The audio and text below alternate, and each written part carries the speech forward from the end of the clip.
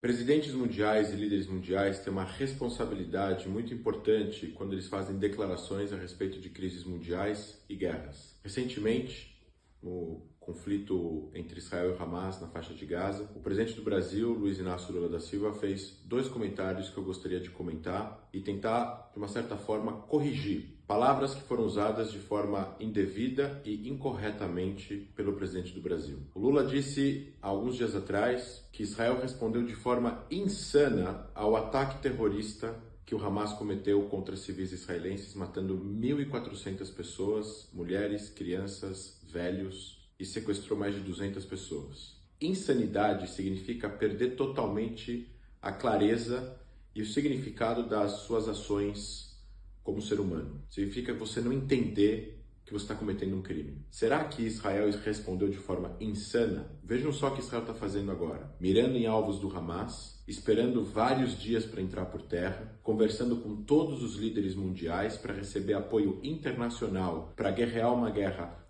contra o grupo terrorista, avisando a população civil palestina para deixar as suas casas, porque estão na mesma região que o Hamas está atacando os civis israelenses. Se a gente fosse colocar a palavra insanidade ou insano para atribuir alguma das duas partes envolvidas no conflito, o insano seria o Hamas, não seria?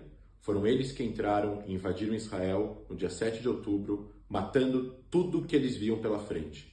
Isso seria insano. Se Israel respondesse de forma insana, não seria israelenses entrarem exatamente da mesma forma que entraram o Hamas na faixa de Gaza, matar exatamente o mesmo número de civis, cometer os mesmos tipos de crime? Isso é insanidade. É perder totalmente a noção do que você está fazendo. Então, não.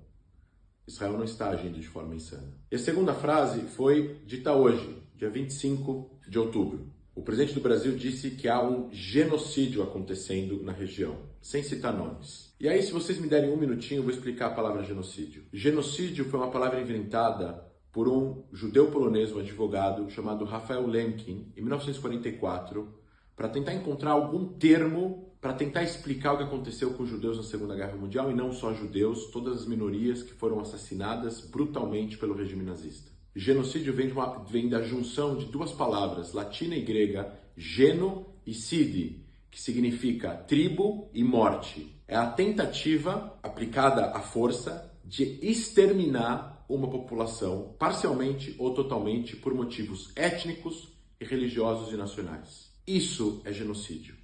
E não é o que está acontecendo entre o conflito entre Israel e o Hamas. Em intenção, a gente poderia sim colocar que o Hamas, assim como a Jihad Islâmica e o Hezbollah, têm intenções genocidas. Aí sim, é só ler a carta de fundação do Hamas. Eles dizem lá que a luta contra os judeus é muito séria, muito importante e merece os esforços de todos. Se o Hamas tivesse mais armas e Israel não tivesse todo o seu sistema de defesa, quantos milhares ou milhões de israelenses judeus o Hamas mataria? As intenções do Hamas são genocidas.